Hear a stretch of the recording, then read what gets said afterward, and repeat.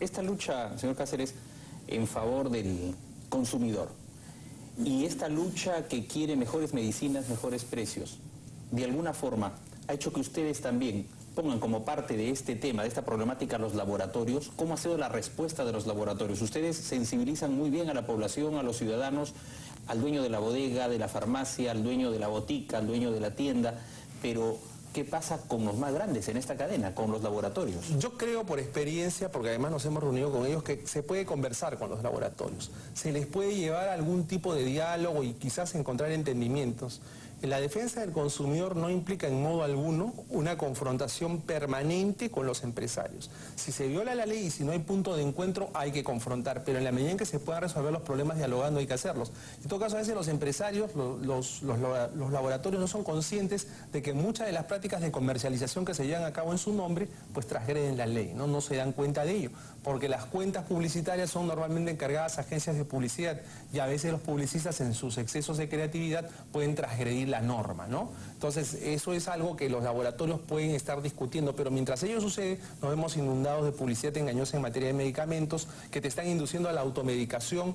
Nos estamos topando con modalidades como, por ejemplo, la venta de medicamentos sin receta médica, la venta de medicamentos delivery.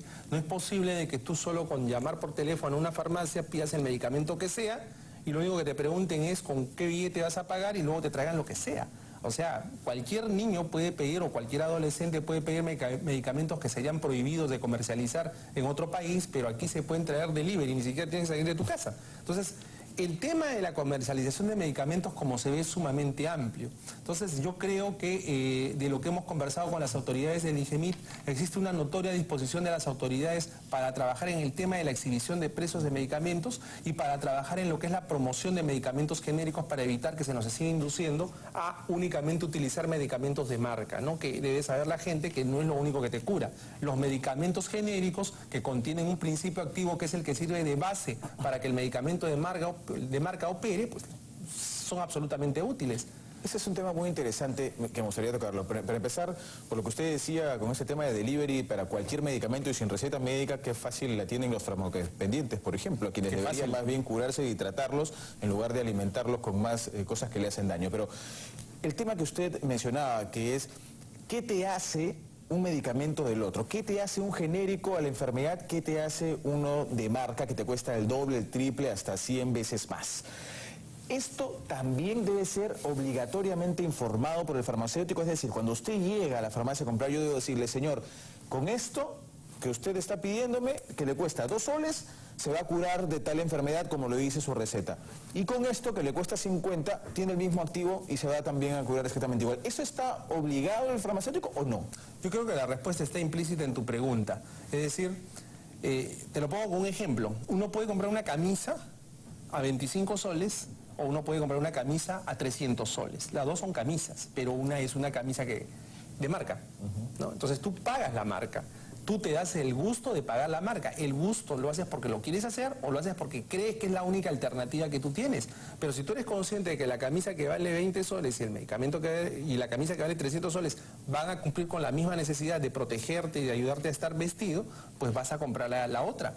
Lo mismo sucede, repito, con los medicamentos de marca. El principio activo es el mismo, la preparación es la misma, se hace en laboratorios, pero ahí se le pone un plus al momento de determinar el valor. Ese plus está dado por el peso de la marca. ¿Pero el farmacéutico debe advertirte del costo de la marca? Es que para eso tendríamos que tener los precios exhibidos, pues. O sea, tú ni siquiera tendrías que preguntarle al farmacéutico esto, porque para eso está pensada la ley. La ley está pensada para que el consumidor no se deje influenciar por el farmacéutico o por el dependiente, porque no necesariamente tiene que ser un farmacéutico, no necesariamente tiene que ser un químico farmacéutico.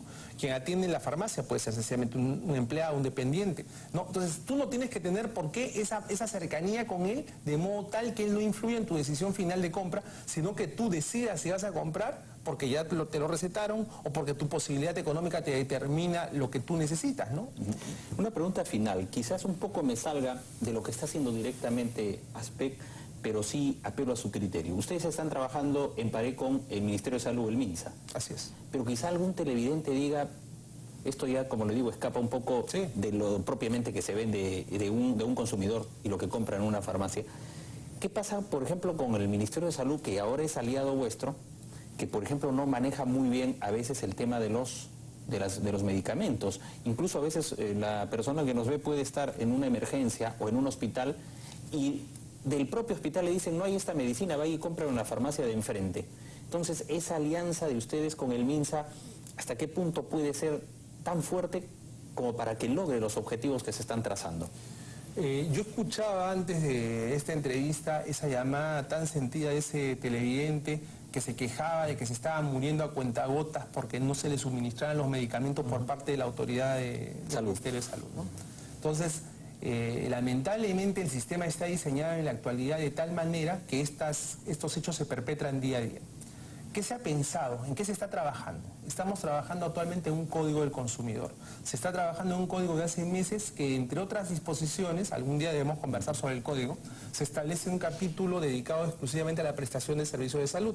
Y se establecen responsabilidades y obligaciones por parte de los prestadores de servicios de salud hacia los consumidores. Obviamente la principal obligación del prestador de salud tiene que ver con la preservación de la salud, valga la redundancia, y de la vida de las personas que son sometidas a su trato, a su jurisdicción, ¿no? Entonces, en el momento actual lo único que se puede recomendar es que las personas que tienen problemas con los ministerios de salud, con el Ministerio de Salud o con los hospitales o con las clínicas en general, deben de saber que sus derechos están siendo vulnerados y que en todo caso pueden iniciar las acciones legales si lo estiman conveniente. Claro que lo ideal es que haya algún tipo de meditar nuevamente lo que se está haciendo y tratar de solucionar por parte de las autoridades los problemas sin llegar a conflictos. Eso sería lo ideal. Pero mientras tanto, con el ordenamiento legal que tenemos aquí, que resulta insuficiente para estos casos, lo único que les queda a estas personas es reclamar. Es lo peor, lo último que no deben dejar de hacer, reclamar. Siempre se debe reclamar y si se puede recurrir a medios públicos como este para que la voz de los consumidores sea escuchada, pues qué mejor camino. Porque deben de ustedes saber que en muchos casos han sido resueltos por aspecto, no mediante litigios largos, mediante procesos ante el Poder Judicial, no. Muchos casos han sido resueltos sencillamente porque el problema ha sido expuesto a la luz pública, ¿no? Y la presión mediática es muy importante para solucionar los problemas de los consumidores. Por eso es que esta clase de espacios televisivos son tan necesarios. Crisólogo, entonces te podemos comprometer para otras jornadas y llegar a la población. Por supuesto que sí. Ya hay que discutir estos problemas y abrir los teléfonos y que la gente llame y que la gente pregunte y decir las cosas con la cara descubierta, ¿no? No hay nada peor que estar hablando en cuartos chiquitos, oscuros, donde nadie nos escucha, ¿no? Y que es bueno, repito, que el debate que se viene sobre el Código del Consumidor, en el cual los empresarios están diciendo cosas, ¿no? Y el pueblo no sabe lo que están diciendo los empresarios, están teniendo una posición muy contraria a los intereses de los consumidores, porque estamos hablando de un código que propone reformas históricas en el Perú, como que, por ejemplo, se introduzca la educación de los consumidores en el colegio para que no seamos engañados, como que se establezcan mecanismos de reclamación gratuitos y automáticos, como que se establezca la descentralización de la defensa del consumidor, porque hoy en día la defensa del consumidor es un tema muy limeñísimo, muy capitalino, ¿no? Muy que afecta a los vecinos de San Isidro, Miraflores, San Borja, ¿no? Pero ¿qué pasa con el que vive en Caraballo? ¿Qué pasa con el que vive en el Agustino? ¿Qué pasa con el que vive en Chumbivilcas? ¿Qué pasa con el consumidor que vive en la selva, ¿no? Claro, el código está planteando mecanismos de descentralización para que esto deje de ser un asunto de unas pocas personas y se haga una real democratización de la defensa del consumidor. Muchas gracias a Crisólogo Cáceres, vicepresidente de ASPEC. Vamos a una pausa y retornamos.